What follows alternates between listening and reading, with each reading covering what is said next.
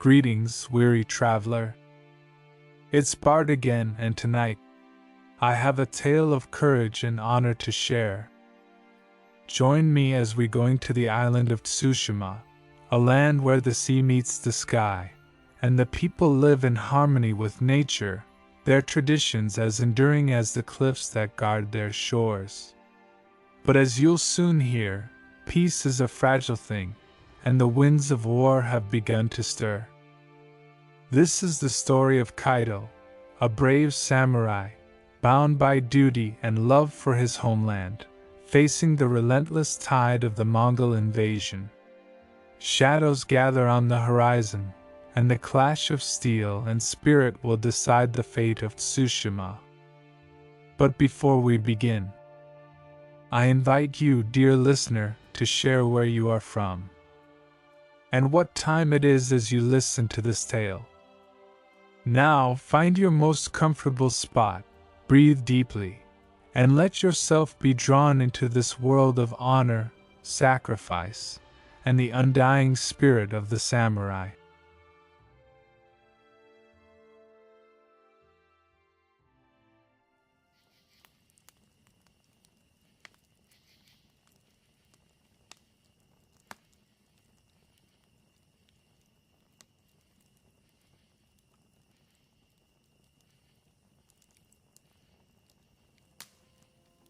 As the sun rose over the horizon, bathing Tsushima in golden light, the island awoke to the sounds of laughter and celebration.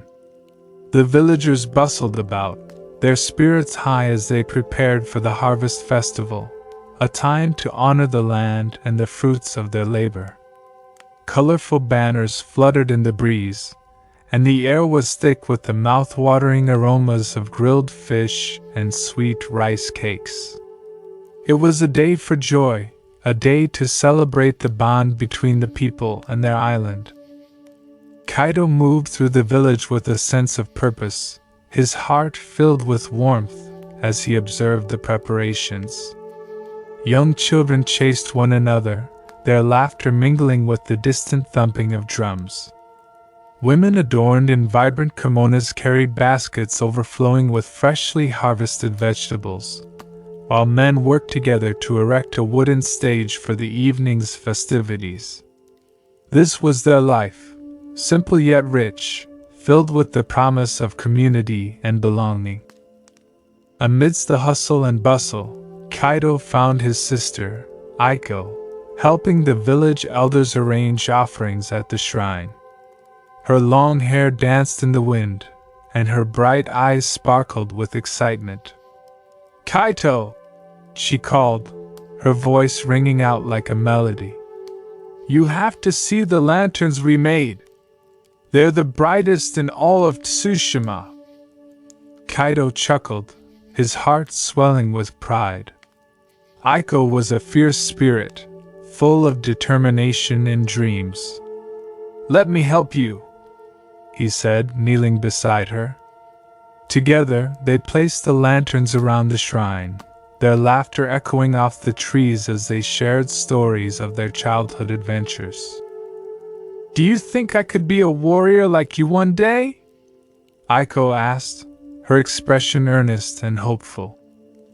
Kaito paused, a knot tightening in his stomach.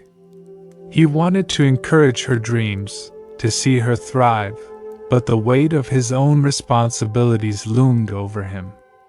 "You are strong, Aiko. Stronger than you know. But being a warrior is not just about strength, it's about sacrifice and honor." "Then I will learn to be honorable," she declared, her determination unwavering. "I want to protect our home just like you do." Kaito ruffled her hair affectionately, but inside, he felt a flicker of concern. He had spent countless hours training under the guidance of Lord Masamune, honing his skills with the katana and learning the ways of the samurai. His heart was torn between pride for his sister's aspirations and the grim reality of the world outside their peaceful island.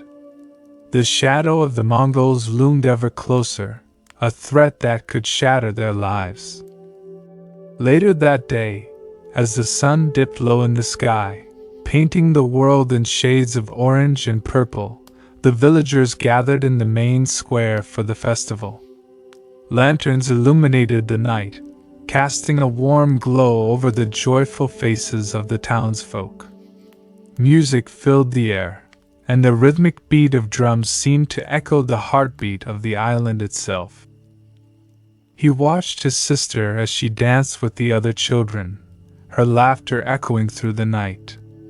In that moment, Kaito knew that whatever challenges lay ahead, he would face them with courage and resolve. The bond he shared with his family and the people of Tsushima fueled his spirit. He would not let their light be extinguished. As he stood beneath the vast expanse of stars, Kaito felt the call of destiny tugging at his heart. The calm before the storm would soon give way to chaos, but he was ready. Ready to fight for his home, to defend his honor, and to protect those he loved, no matter the cost. The shadows of war loomed closer, but he would stand against them as a beacon of hope, a warrior, a brother, a guardian of Tsushima. The dawn arrived as a harbinger of doom, the sky shrouded in ominous clouds that seemed to echo the tension in the hearts of Tsushima's inhabitants. Kaito stood atop the cliffs overlooking the eastern shores, his breath hitching as he spotted a fleet of dark ships approaching, each one a foreboding shadow against the churning sea. The rumors of invasion had morphed from whispers into the brutal reality of war. As the ships drew nearer, Kaito's heart raced with dread. The Mongol banner unfurled, snapping in the salty wind like a predator's flag. His pulse quickened, and he turned to rally his fellow samurai. "To arms! The Mongols are upon us!" he shouted, his voice cutting through the early morning air. The village erupted into chaos, as men and women scrambled to gather their weapons and armor. Kaito joined his comrades, adrenaline surging through him as he fastened his katana at his side. Fear gripped the hearts of the villagers, but the samurai knew their duty: protect their home at all costs. As the first Mongol ships grounded on the rocky shore, the warriors poured out like a dark tide, clad in fur and leather, their eyes glinting with ferocity. They formed into ranks, brandishing curved swords that shimmered ominously in the dim light. The clangor of metal and the cries of the wounded filled the air as they surged toward the village, a relentless wave intent on destruction.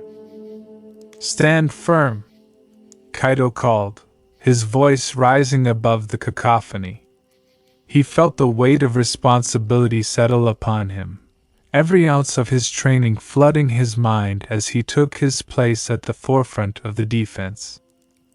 The first clash was like thunder. Steel met steel with a deafening roar, and the ground shook beneath their feet. Kaito fought alongside his comrades, his sword slicing through the air as he engaged the invading forces. The chaos of battle surrounded him, a whirlwind of blood and fury. The cries of the wounded pierced the atmosphere, a heart-wrenching symphony that resonated with the grim reality of war. Kaito parried a Mongol's blow, feeling the force reverberate through his body. He countered swiftly, driving his blade into the invader's side. The man crumpled to the ground, a look of shock frozen on his face. But Kaito's victory felt hollow amidst the unfolding carnage. All around him, the once vibrant village of Tsushima was transformed into a battlefield. Flames licked at the edges of thatched roofs, and the air was thick with smoke and the stench of blood. Kaito's heart sank as he witnessed the devastation. Villagers fought valiantly, but their resolve was no match for the sheer ferocity of the Mongol warriors. Among the chaos, Kaito's gaze locked onto Khalid, a towering figure among the enemy ranks. The Mongol general moved with an unorthodox grace, each strike precise and calculated, his presence a chilling embodiment of the invaders' ruthless tactics. Kaito felt a cold shiver run down his spine. This man was unlike any enemy he had faced before.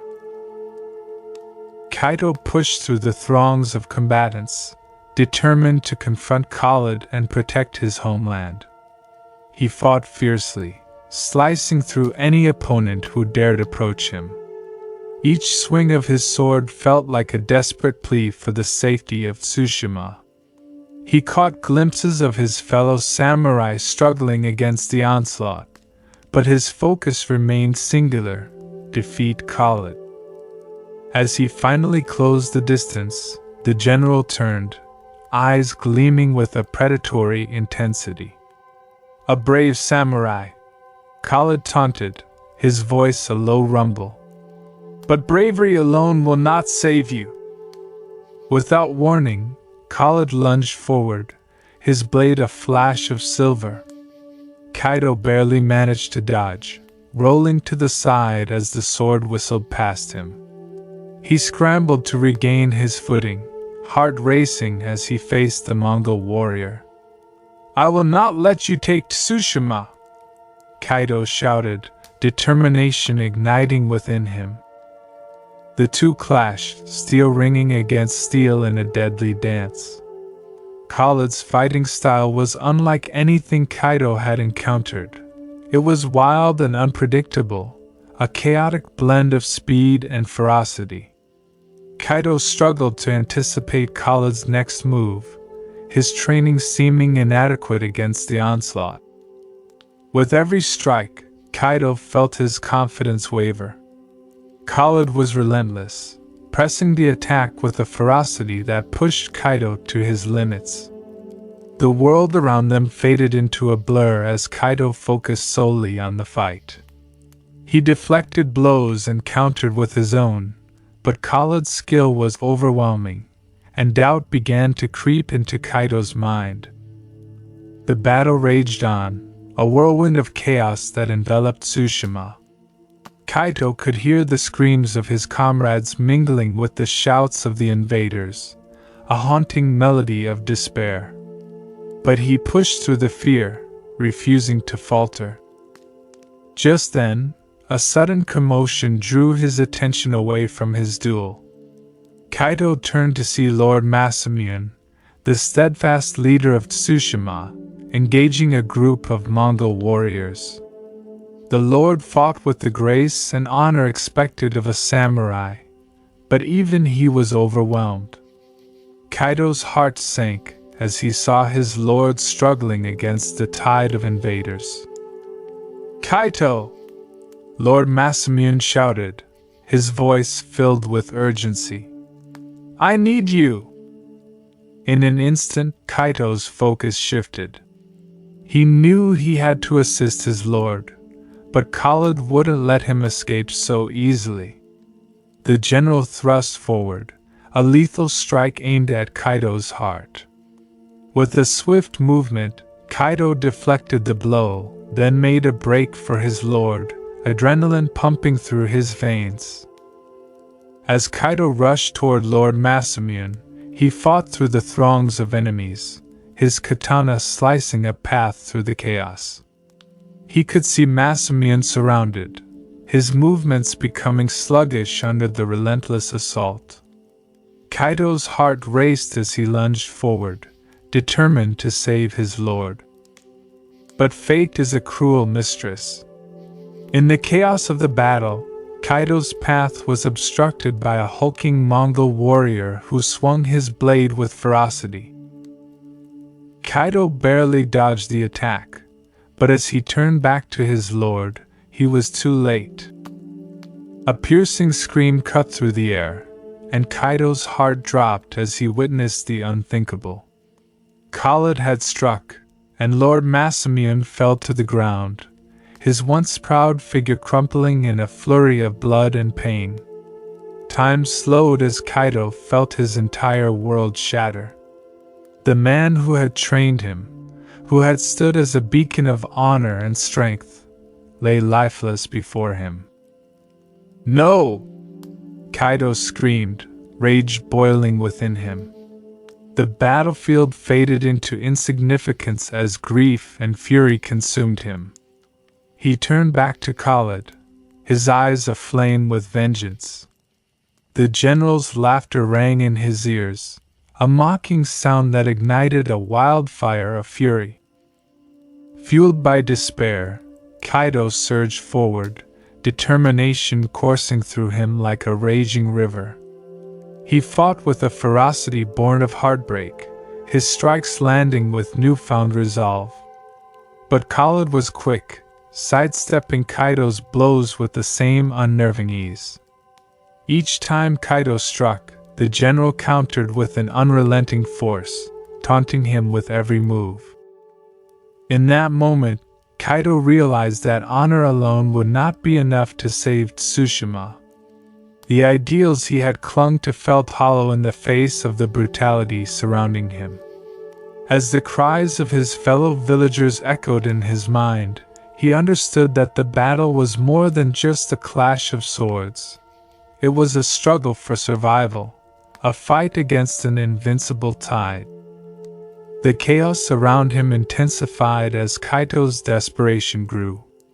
Khalid's attacks were relentless, and Kaito found himself grappling with his loss, the weight of Lord Masamion's death settling heavily upon his shoulders. The world blurred, and for a moment, all that remained was the dance of death between the two warriors. But just as Kaito began to feel the crushing weight of despair, a surge of instinct propelled him forward. He ducked low and swept his sword in a wide arc, catching Khalid off guard. The Mongol general staggered back, surprised by the sudden shift in momentum. Kaito seized the opportunity and lunged, aiming for the opening. Yet, in the chaos, fate dealt another cruel blow. A Mongol archer, hidden in the fray, loosed an arrow that struck true, piercing Lord Masamion's side. Kaito's heart shattered further as he watched his mentor gasp for breath, life slipping away before him.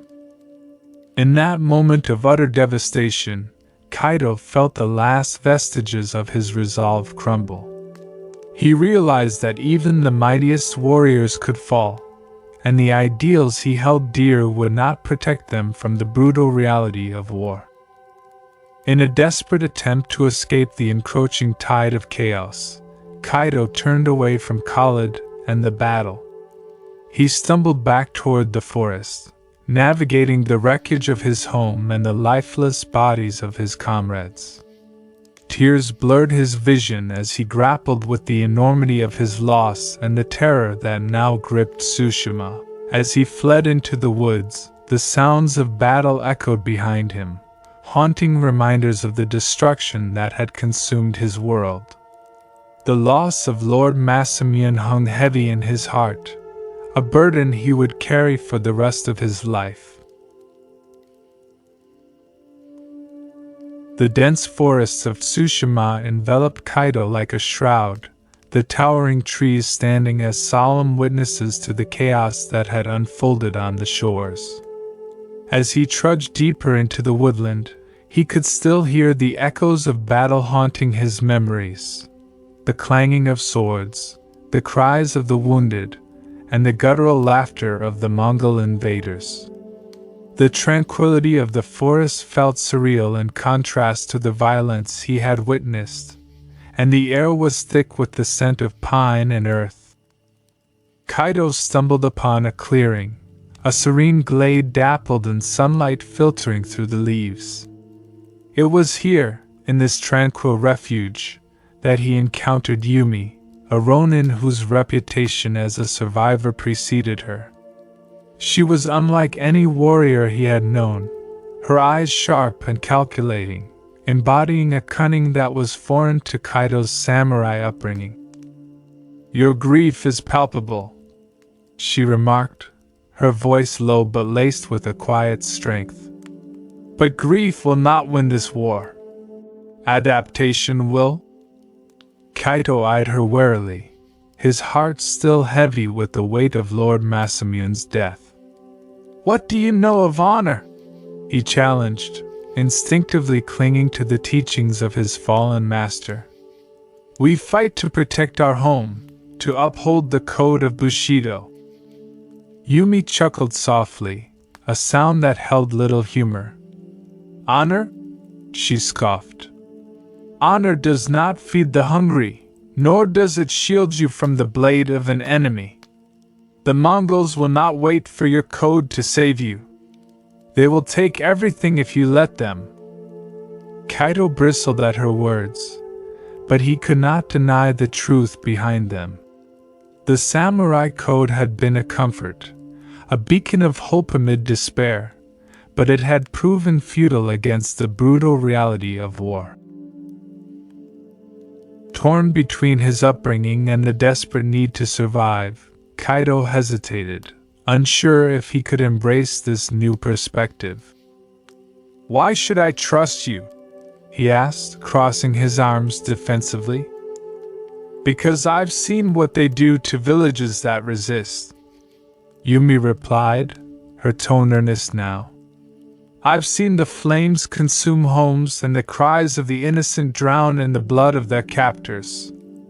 If you want to save Tsushima, you must learn to fight differently.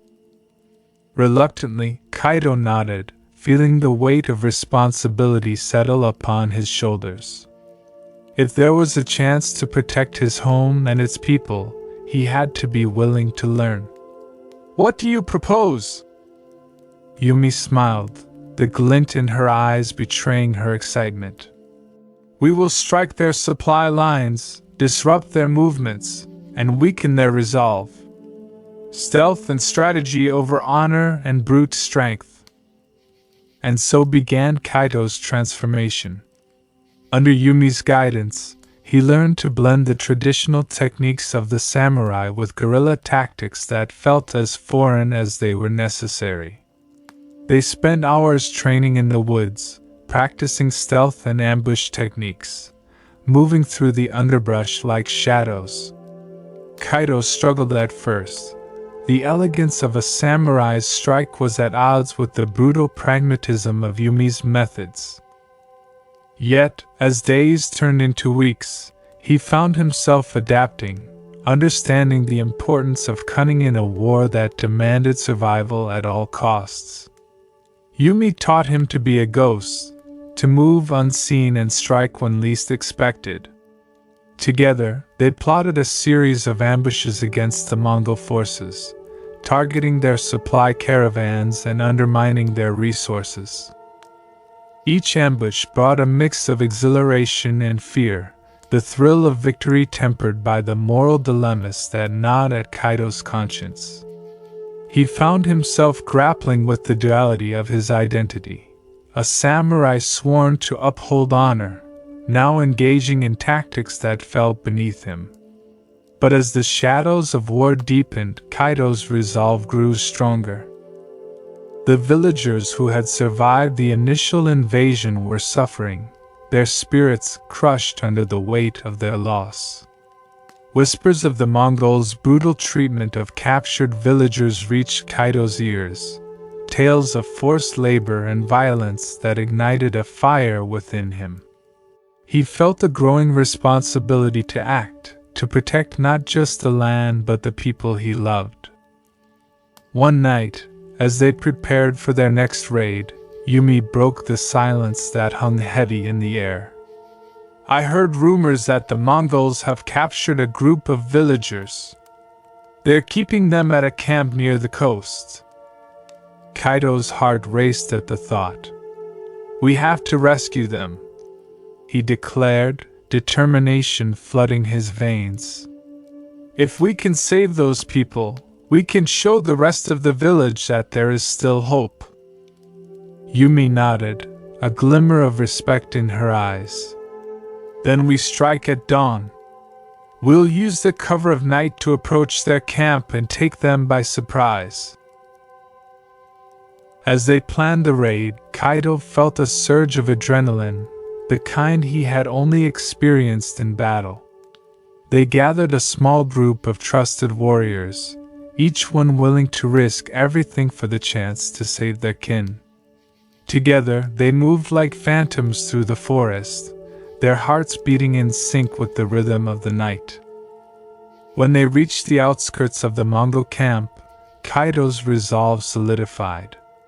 He peered through the brush, taking in the sight of the captives, men and women bound and bruised, their spirits dimmed but not extinguished. Anger coursed through him at the sight, fueling his determination. "On my mark," he whispered to Yumi and the others. "We strike when they least expect it." The moon hung low in the sky as they waited, tension crackling in the air.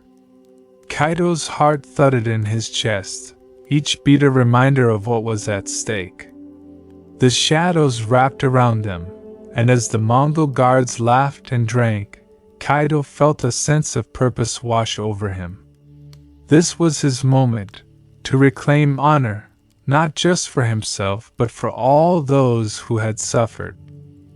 With a fierce shout, Kaito charged into the camp, his blade flashing in the moonlight. The element of surprise worked in their favor, and chaos erupted as they engaged the Mongol guards. Kaito moved with newfound agility, the training with Yumi empowering him as he fought alongside his comrades. They fought fiercely, the sound of clashing steel filling the air as Kaito and his allies dispatched the guards with calculated precision. Yumi's tactics proved invaluable, and they moved through the camp like whispers of wind, swift and deadly. As Kaito fought, he felt a shift within himself. He was no longer just a samurai bound by honor. He was a warrior with purpose, a ghost haunting the darkness, willing to walk the line between honor and survival. He became a protector of the innocent, fighting for those who could not fight for themselves. In the midst of the chaos, Kaito spotted a group of villagers huddled together, fear etched on their faces. "This way," he called, gesturing for them to follow him. "We're here to rescue you." As the villagers scrambled to their feet, Kaito felt a surge of pride. He was no longer alone in this fight. He was part of something greater. Together they fought through the camp, their combined strength overpowering the disoriented Mongols. Just as they reached the edge of the camp, a massive figure blocked their path, one of the Mongol leaders, his presence imposing and fierce. Kaito's heart sank. They had to get the villagers to safety. "Stand back!" Yumi shouted, stepping forward to confront the leader. Kaito was torn. He wanted to protect her, but she had always emphasized the importance of strategy over honor. "Let us pass, or face the consequences," Yumi warned, her voice steady despite the palpable tension. The Mongol leader chuckled darkly, drawing his sword. "You think you can intimidate me with mere words? You are but ghosts in the night." Kaito felt the urge to charge forward, to defend Yumi and protect the villagers. But as he stood at the brink of the battle, he realized the truth. This was not just about valor or honor, it was about survival. With a newfound sense of purpose, Kaito stepped up beside Yumi, gripping his katana tightly. "We fight together," he declared, and the resolve in his voice echoed through the night. Together, they launched themselves into battle, blending their strengths as they confronted the Mongol leader. Kaito moved with the grace of a samurai, while Yumi's cunning tactics complemented his every move. Their teamwork proved formidable, and as the battle raged on, Kaito began to embrace the duality of his role. With each strike, he felt the weight of his past lift, replaced by a sense of belonging to something greater. They fought fiercely, side by side, a whirlwind of steel and strategy that overwhelmed the Mongol leader. In a decisive moment, Kaito found an opening, delivering a swift blow that sent the leader crashing to the ground. As the dust settled, the remaining Mongols fled in terror, leaving the camp in disarray. Breathless and victorious, Kaito turned to the rescued villagers, their faces alight with gratitude. "You're safe now," he assured them, a newfound strength swelling within him. As they fled into the safety of the forest, Kaito realized that he had crossed a threshold. He was no longer just a samurai fighting for honor. He was a warrior with the heart of a ghost, walking the line between survival and the ideals he once held dear. Together with Yumi and the villagers, he would fight to reclaim Tsushima, embodying the duality of his role in this dark and shadowy war. In the depths of the forest, as dawn broke on the horizon, Kaito felt a flicker of hope igniting within him. He knew the journey ahead would be fraught with challenges, but with Yumi by his side and the villagers rallying behind them, he was ready to embrace the shadows of war and forge a new path for Tsushima. The sun hung low on the horizon, casting a golden hue over the town of Tsushima as Kaito and Yumi gathered their growing band of survivors and defectors. Whispers of their deeds had spread like wildfire through the remaining villages, how they had struck back against the Mongols, rescuing captives and disrupting supply lines. More and more men and women, tired of living in fear, joined their cause, inspired by the courage and cunning displayed by the two warriors. As they assembled in the town square, Kaito felt the weight of responsibility settle heavily on his shoulders. The faces of the gathered townsfolk, young and old, hopeful yet haunted by loss, filled him with both pride and dread. They looked to him for leadership, yet he struggled to find the right words to inspire them. "We stand on the precipice of a great battle," Kaito began, his voice steady but laced with urgency. "Khalid and his forces will come for us with full force, seeking to crush what remains of our spirit. But we are not the broken remnants they believe us to be. We are survivors. We are the ghosts of Tsushima, and we will fight for our home." Cheers erupted from the crowd, a wave of determination rippling through them as they rallied behind Kaito. Yumi stepped forward, her expression fierce. "This is our moment. We will not meet them head-on. We will outsmart them. We've set traps throughout the town, using the very terrain to our advantage. We will draw them in and strike like shadows in the night." Kaito nodded, the plan igniting a fire within him. They had transformed from traditional samurai warriors into cunning fighters, learning to exploit the Mongols' arrogance and underestimating their foes. As night fell, the town prepared for the impending assault. They crafted makeshift barriers, laid hidden pits, and set up ambush points, turning Tsushima into a battleground of their design. The night was eerily calm as they awaited Khalid's forces. Kaito stood atop a small rise overlooking the town square, his heart racing in anticipation. "They'll come with overwhelming numbers," he muttered to Yumi, who stood beside him. "We have to be ready. They'll expect us to flee or cower," Yumi replied, her eyes scanning the darkness. "That's when we will strike. We use their overconfidence against them." The first hints of dawn began to break when the unmistakable sound of Mongol horns echoed through the air. Kaito's heart sank as the ground shook beneath the weight of their approach. Khalid's army surged into the town, a dark tide of warriors, their war cries piercing the silence of morning. "Positions!" Kaito shouted, and the resistance fighters moved into their places, hearts pounding as they prepared for the inevitable clash. The moment the first Mongols crossed into the town square, Kaito signaled for the traps to be sprung. With a series of loud cracks, the ground erupted beneath the feet of the advancing invaders as hidden pits opened wide, swallowing Mongols whole. The chaos was instant.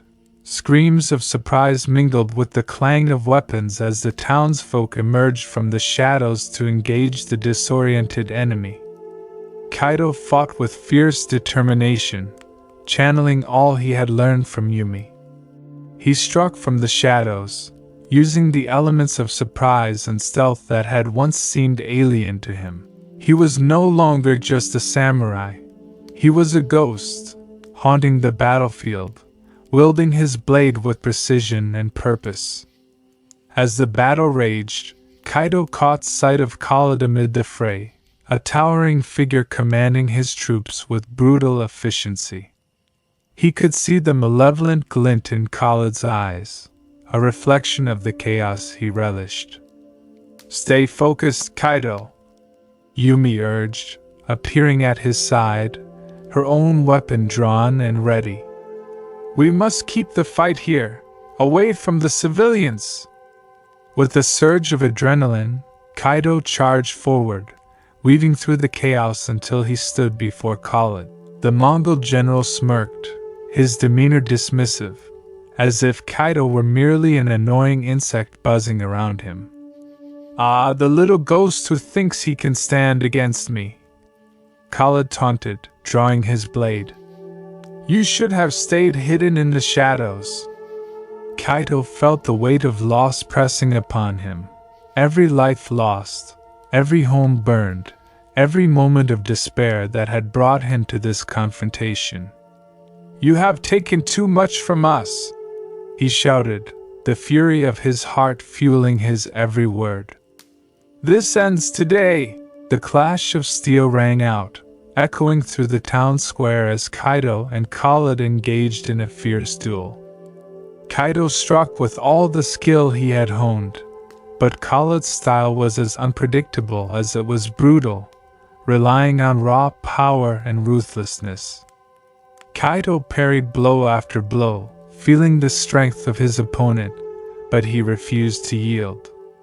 "Is this what your honor has brought you?" Khalid sneered, pressing Kaito back with relentless strikes.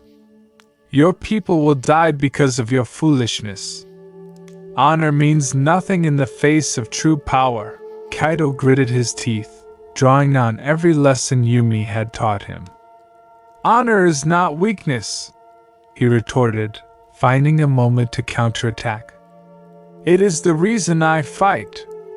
With renewed vigor, he began to blend his traditional training with Yumi's guerrilla tactics, using the environment to his advantage. He feigned left, dodging a powerful swing, then twisted around Khalid's back to deliver a series of quick strikes.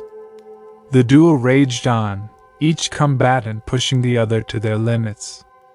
Kaito could feel the sweat dripping down his brow, his muscles aching, but he refused to back down. Khalid's relentless assault began to falter as Kaito's determination surged. Around them, the battle continued, cries of pain and fury filling the air. Flames began to lick at the edges of the town square, remnants of the Mongol onslaught that had found its way into the heart of Tsushima. The sight of the burning buildings filled Kaito with an overwhelming sense of loss. Every flame represented a life, a dream, a future shattered. In a desperate moment, Kaito saw an opening as Khalid swung his sword wide, momentarily exposing his flank. Kaito seized the chance, pivoting swiftly and delivering a powerful strike that sliced through Khalid's defenses.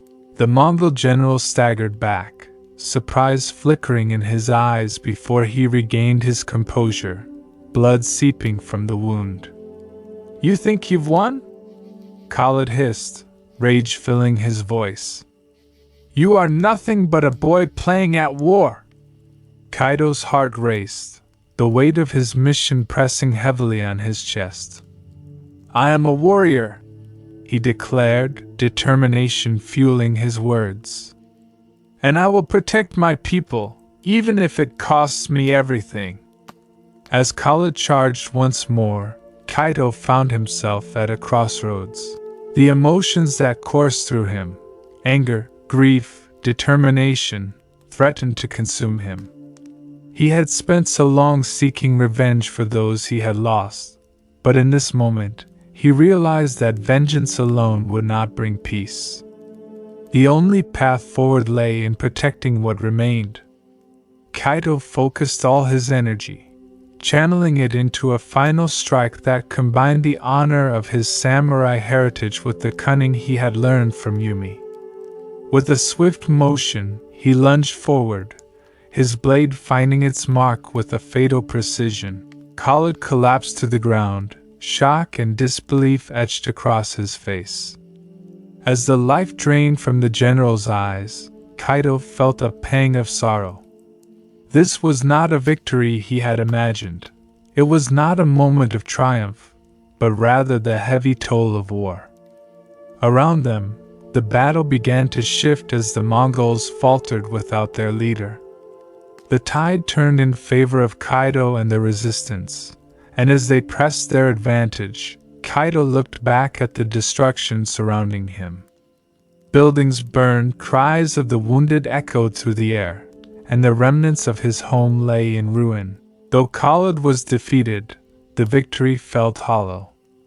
The cost of their struggle weighed heavily on Kaito's heart, a burden he would carry long after the smoke cleared.